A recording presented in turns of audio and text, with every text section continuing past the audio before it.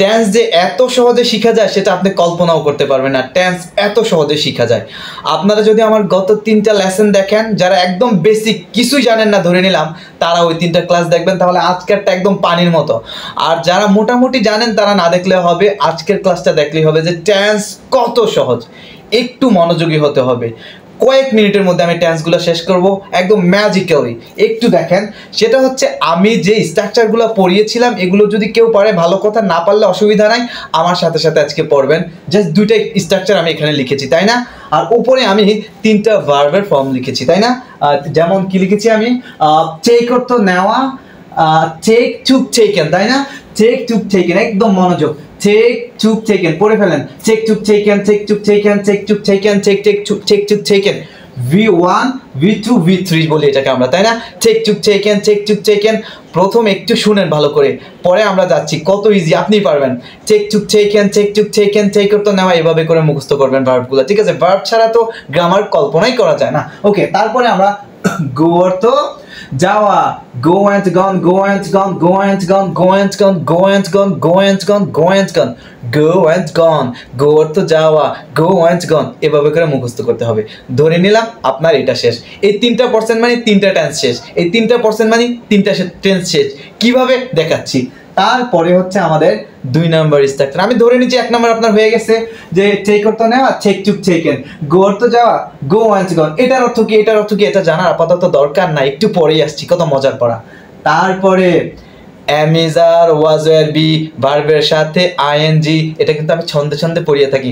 am is are was were be ভার্বের সাথে ing। এই যে দেখেন am is are was were be কি আছে এখানে, আমার পাইছি আমরা am is are, আর এখানে হচ্ছে was were, আর এই যে এখানে হচ্ছে শুধু be, তারপরে আছে verb, তারপরে ing। am is are was were be ভার্বের সাথে ing, am is are was were be ভার্বের সাথে ing। এভাবে করে 10-12 বার পড়তে থাকেন, দেখবেন ঠোঁটস্থ হয়ে গেছে। তার মানে এই যে আপনার 6টা টেন্স শেষ। কিভাবে যে এত তাড়াতাড়ি? হ্যাঁ, এত তাড়াতাড়ি দেখাচ্ছি। প্রথম কথা কি বলছিলাম, 3টা ফরম্যাট, তাই না? তারপরে একটা হচ্ছে am is are was were be ভার্বের সাথে ing, am is are was were be ভার্বের সাথে ing, শেষ। আপনার 6টা টেন্স কিন্তু শেষ। এখন কথা হচ্ছে আরো 3টা পর্ব, 9টা টেন্স শেষ 3 মিনিটেই। সেটা কি, have has had, have has had V3, have has had V3, have has had, have has had V3, have has had V3, have has had V3, এগুলো পড়তে হবে। আমরা কিন্তু এই জায়গাটাতে এসে ভুল করে ফেলি, কোনো বাক্যে have has লিখে আবার ভার্বের সাথে ing দিয়ে দিই। না না, have has had V3 R am is are was were be ভার্বের সাথে ing। ক্লিয়ার মনে হয় বিষয়টা, তাই না? তাহলে আমি যদি একটু মনে করে দিই তাহলে কি হবে, প্রথমে আমরা ভার্বের 3টা ফর্ম পড়বো। সেটা হচ্ছে কি, টেক টুক টেকেন গেল আমার 3টা টেন্স। তারপরে পড়বো am is are was were be ভার্বের সাথে ing। এভাবে কিন্তু কেউ কখনো আপনাকে পড়াবে না। am is are was were be ভার্বের সাথে ing গেল 3টা, হয়ে গেল 6টা tense. have has had V3, আপনার কথা হচ্ছে কিভাবে হলো দেখাচ্ছি। have has had V3, have has had V3। এবার আকাশের দিকে তাকিয়ে তাকিয়ে চিন্তা করেন, হ্যাঁ 3টা কি আমার মাথায় ঢুকছে? ধরে নিলাম ঢুকছে, তাহলে আপনার টেন্স শিখা শেষ। কিভাবে দেখাচ্ছি, কিছু টেন্সের নাম আমি কিন্তু নিজে লিখে রেখেছি, দেখেন নিচে লিখে রেখেছি, দেখেন একটু খেয়াল করেন। Present indefinite, first indefinite, future indefinite, present continuous, first continuous, future continuous, present perfect, first perfect, future perfect, তাই না? তার মানে ইনডিফিনিটগুলো এক জায়গায় করেছি, কন্টিনিউয়াসগুলো এক জায়গায় করেছি, তারপরে পারফেক্টগুলো এক জায়গায় করেছি, তাই না? কেন? শিখার সুবিধার্থে। ওই 3টা রুলস দিয়ে এই 3 ধরনের টেন্স শেষ। কিভাবে হলো, প্রথমে হচ্ছে ইনডিফিনিট কি, ইনডিফিনিট কি, ইনডিফিনিট যেমন present indefinite, first indefinite, future indefinite, সকল ইনডিফিনিটগুলো শিখবো আমরা এই 1 নাম্বার ফরম্যাট দিয়ে। সেটা কি হবে দেখাচ্ছি। 1 নাম্বার ফরম্যাটে কি ছিল, টেক টুক টেকেন, তাই না? এই 1 নাম্বার রুলস দিয়ে আমরা 3টা ইনডিফিনিট টেন্স শিখবো। দেখেন মজার বিষয় হচ্ছে কিভাবে শিখবো।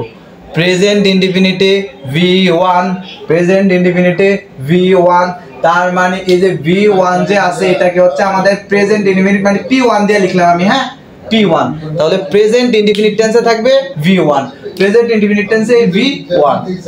এবার ফার্স্ট ইনডিফিনিট টেন্সে V2, ফার্স্ট ইনডিফিনিট টেন্সে V2 এ টুক থাকবে, তাই না?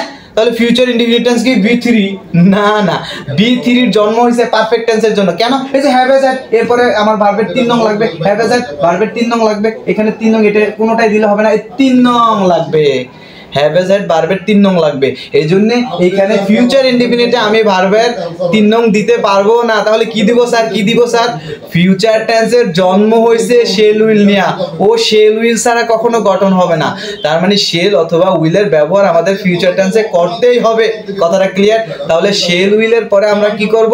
ভার্বের 1 নং দিব, কারণ আমি একটা স্ট্রাকচার পড়াইছিলাম মডেলের পরে, shall should can could may might will would এর পরে ভার্বের 1 নং, তাই না? আচ্ছা ওদিকে আর গেলাম না।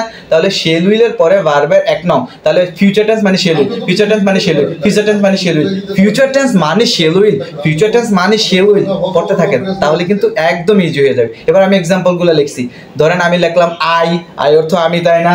তাহলে আই চেক, কি লিখলাম? আই চেক ইনডিফিনিটে, আই চেক আমি নেই, আই চেক আমি নেই। তাহলে এখানে কি হলো? আই চেক আমি নেই, প্রেজেন্ট ইনডিফিনিট টেন্স, ভার্বের 1 নং লিখেছি কিন্তু ভার্বের 1 নং লিখেছি। এবার পাস্ট ইনডিফিনিটে ভার্বের 2 নং, তাহলে টুক লিখলেই তো হয়ে যাচ্ছে। আই টুক আমি নিলাম, আই টুক আমি নিলাম, পাস্ট টেন্সে লয়ের ব্যবহার থাকবে। আই টুক আমি নিলাম, আমি নিলাম, এই যে লয়ের ব্যবহার এনেছি, তার মানে পাস্ট টেন্স মানে লয়ের ব্যবহার থাকবে, মনে রাখতে হবে। ফিউচার টেন্স মানে বয়ের ব্যবহার থাকবে, যা এখন আসতেছে ফিউচারে। কিভাবে আমরা পড়বো? আমরা পড়বো শেল উইলের ব্যবহার আনতে হবে। তাহলে আই এর সাথে কি হবে? উইল, আই এর সাথে কি হবে? উইল। শেল উইলের যে কোনো একটা আনলেই হবে, কোনো ব্যাপার না। আই উইল, তারপরে ভার্বের কয় নং? 1 নং। কয় নং? 1 নং। তাহলে আই উইল কি হবে?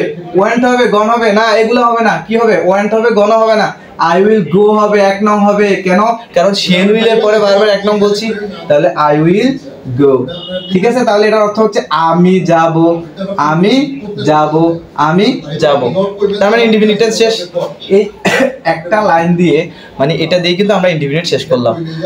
আই গো আমি যাই, প্রেজেন্ট ইনডিফিনিট। আই ওয়েন্ট আমি গেলাম, past indefinite. I will go আমি যাব, ফিউচার ইনডিফিনিট। একদম ক্লিয়ার না? তাহলে 1 নাম্বারটা দিয়ে এই রুলস দিয়ে কিন্তু আমরা ইনডিফিনিট টেন্স শেষ। তাহলে পরেরটা দিয়ে কন্টিনিউয়াস টেন্স, বুঝতেই পারতেছেন কত ইজি বিষয়টা। কিভাবে হলো একটু দেখাচ্ছি। am is are, am is are এটা হচ্ছে থাকলে প্রেজেন্ট কন্টিনিউয়াস। কি বললাম? পড়েন। am is are present continuous, am is are present continuous, am is are present continuous, am is are present continuous, am is are present continuous. am is are হচ্ছে আমার কি? Present continuous. p2 দিয়ে লিখলাম আমি এটাকে, হ্যাঁ, present continuous. আর was were এটা হচ্ছে pst2 দিয়ে লিখলাম, মানে পাস্ট কন্টিনিউয়াস। তার মানে কোন বাক্যে am is are থাকলে ভার্বের সাথে ing তো লাগবেই, বললাম তো am is are was were be ভার্বের সাথে ing। তাহলে am is are যদি কোন বাক্যে থাকে তাহলে আমার ভার্বের সাথে ing লাগবে, তাই না? এবং was were থাকলেও ভার্বের সাথে ing লাগবে। শুধু be থাকলেও যদি ভার্ব দেই ing দিব। আর আবার প্যাসিভ আছে, ওগুলো আলাদা, ঠিক আছে?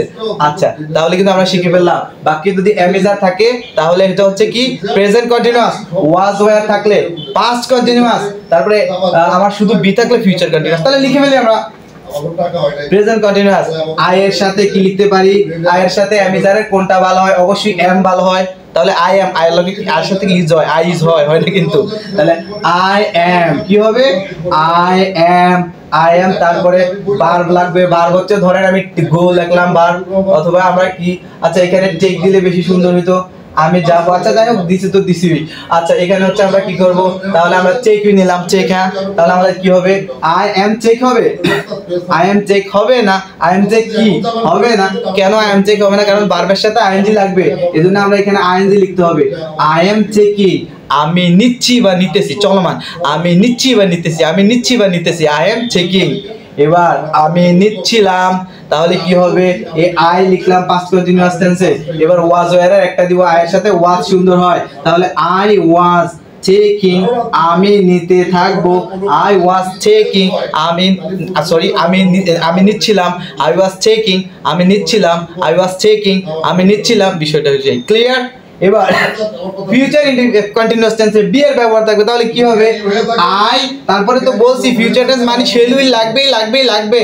তাহলে উইল, আই উইল, তারপরে আমরা কি বলছি? বি লাগবে। তাহলে I will be, I will be, এবার ভার্বের সাথে আইএনজি তো থাকবেই থাকবে। আই উইল বি চেকিং, আমি নিতে থাকবো, I will be checking, future continuous tense. আচ্ছা, এইবার আসা যাক আমাদের মূল পড়ায়, অনেক সুন্দর একটা পড়া, সেটা হচ্ছে 3 নাম্বার স্ট্রাকচার। আসা যাক, have has had V3, have has had V3, have has had V3, have has had V3, এগুলা দিয়ে আমরা পারফেক্ট টেন্স শিখবো। তার মানে বুঝতেই পাচ্ছেন যে হ্যাভ অথবা হ্যাজ থাকবে প্রেজেন্ট পারফেক্টে, হ্যাভ অথবা হ্যাজ থাকবে প্রেজেন্ট পারফেক্টে, হ্যাড থাকবে পাস্ট পারফেক্টে, আর উইল হ্যাভ শেল হ্যাভ হচ্ছে ফিউচার পারফেক্টে। উইল শেল তো থাকবে, বললামই তো, ফিউচার টেন্স মানে শেল উইল, শেল উইল থাকবে না, ফিউচার টেন্স হবে কখনোই সম্ভব না। ক্লিয়ার? তাহলে আমরা কি করব, হ্যাভ হ্যাজ হ্যাড, তাহলে আই এর সাথে তো হ্যাভ সুন্দর হয়, তাই না? তাহলে হবে আই হ্যাভ। এবার আই হ্যাভ কি হবে, আই হ্যাভ টেক হবে নাকি, আই হ্যাভ টেক হইছে, হয় নাই, কেন কেন কেন কেন কেন, কারণ হ্যাভ হ্যাজ হ্যাড, হ্যাভ অথবা হ্যাজ এরপরে ভার্বের 3 হবে, কি হবে, ভার্বের 3 হবে। তাহলে এখানে আমরা কি করব, এখানে আমরা ভার্বের 3 টেকেন দিব, রাইট? তাহলে আই হ্যাভ টেকেন, আমি নিয়েছি, আই হ্যাভ টেকেন, আমি নিয়েছি, প্রেজেন্ট পারফেক্ট টেন্স। এবার পাস্ট পারফেক্ট টেন্সে শুধু হ্যাড এর ব্যবহার দিলে হচ্ছে, তাহলে একদমই সহজ, তাই না? I had taken, I had taken, আমি নিয়েছিলাম, এরকম কিছু একটা, I had taken, first perfect. এবার হচ্ছে ফিউচার পারফেক্ট কিভাবে হবে, ফিউচার পারফেক্ট আমরা আই বসাবো, বললাম ফিউচার মানে শেল উইল থাকবেই থাকবে, তাহলে আমি উইল নিলাম, রাইট? উইল নেওয়ার পরে এবার পারফেক্ট টেন্স যেহেতু, তাহলে হ্যাভ তো লাগবেই, আই উইল হ্যাভ, এবার taken, I will have taken. বিষয়টা একদম ক্লিয়ার না? আমি একটু পরিষ্কার করছি। 3টা structure, V1 present indefinite tense, V2 past indefinite tense. এবার ফিউচার ইনডিফিনিট টেন্সে শেল অথবা উইল যুক্ত হয়ে B1 মনে রাখতে হবে, এখানে কিন্তু B3 না। ক্লিয়ার? আবার প্রেজেন্ট কন্টিনিউয়াস টেন্সে এম ইজ আর এর একটা লাগবে, ভার্বের সাথে আইএনজি তো হবেই, ওই যে এম ইজ আর ওয়াজ আর বি ভার্বের সাথে আইএনজি। আবার ওয়াজ অথবা ওয়ার, এটা হচ্ছে পাস্ট কন্টিনিউয়াস টেন্সে, ভার্বের সাথে তো আইএনজি থাকবেই। আর শুধু বি, এটা হচ্ছে ফিউচার কন্টিনিউয়াস টেন্সে, ভার্বের সাথে তো আইএনজি থাকবেই। আবার 3 নাম্বার স্ট্রাকচার পড়াইছিলাম, হ্যাভ হ্যাজ হ্যাড V3, তাহলে হ্যাভ অথবা হ্যাজ প্রেজেন্ট পারফেক্টে, হ্যাড পাস্ট পারফেক্টে, শেল হ্যাভ অথবা উইল হ্যাভ ফিউচার পারফেক্টে, আর ভার্বের 3 নং তো থাকবেই, কারণ হ্যাভ হ্যাজ হ্যাড V3 ওই যে পড়াইছিলাম। তার মানে বিষয়টা কি জানলাম? এখন আপনাদের কাজ হচ্ছে যে কোনো একটা ভার্ব নিয়ে সবগুলোতে গঠন করেন। যেমন আমি রাইট নিলাম, যেমন ধরেন রাইট রথ রিটেন, রাইট রথ রিটেন, একটু লিখছি, হ্যাঁ জায়গায় তো নাই, রাইট রথ রিটেন। তাহলে আই রাইট, আমি লিখি, প্রেজেন্ট ইনডিফিনিট, আই রথ ভার্বের 2 past indefinite, I will write, will যুক্ত হয়ে ভার্বের 1 হয়েছে ফিউচার ইনডিফিনিট। এবার কন্টিনিউয়াসে, আই এম রাইটিং, আমি লিখতেছি, present continuous, I was writing, আমি লিখতেছিলাম, পাস্ট কন্টিনিউয়াস। তারপরে আই উইল বি রাইটিং, আমি লিখতে থাকবো, ফিউচার কন্টিনিউয়াস। এবার পারফেক্ট আছে, have has had perfect tense, I have written, দেখছেন ভার্বের 3 নং বলছি, আই হ্যাভ রিটেন, আমি লিখেছি, present perfect, I had written, I will have written, এভাবে করে হবে। মনে হয় একটু স্পিডি হয়ে গেছে, একটু মতামত দিয়ে জানাবেন বুঝতে পারছেন কিনা লেসনটা, বা একটু তাড়াতাড়ি বলে ফেললাম কিনা, বা একটু আস্তে বললে সুবিধা হয় কিনা, নাকি ঠিক আছে, অবশ্যই কমেন্ট করে জানাবেন। আশা করি লেসনটা বুঝেছেন। এতক্ষণ সাথে থাকার জন্য অনেক অনেক ধন্যবাদ। আল্লাহ হাফেজ।